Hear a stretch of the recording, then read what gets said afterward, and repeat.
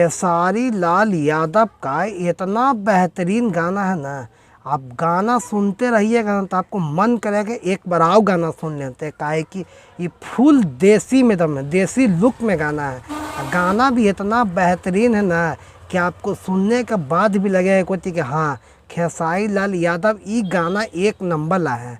गाना की बात किया जाए तो मीठा मीठा बथला गाना का नाम ही है।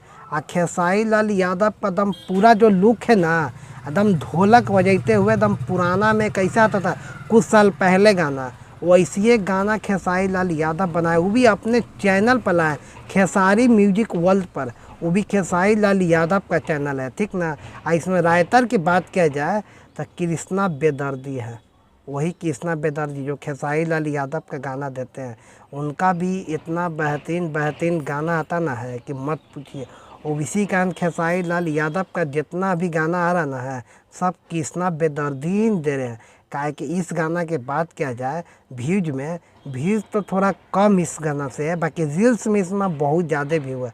रील्स में 1.8 मिलियन ट्रेलर खाली है, ठीक ना। और म्यूजिक में मालूम 1.4 है।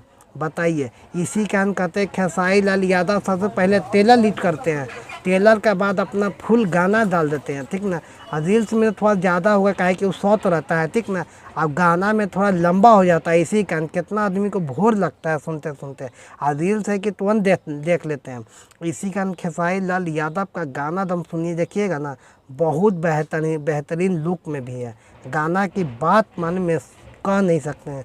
इसी हम कहें खेसारी लाल यादव इतना बेहतरीन गाना लेकर आते ना है कि क्या कहें आप लोग के। और इसमें व्यूज भी ज़्यादा भी नहीं जाएगा अभी, और नंबर 2 पर ट्रेंड भी कर रहा है। और नंबर पर ट्रेंड करना यही बड़ी बात है। काहे कि भैया खेसारी लाल यादव बड़ा नाम है, ठीक ना। अब क्या सोचते हैं इस बारे में हमें कमेंट में राय दीजिएगा। जय हिंद।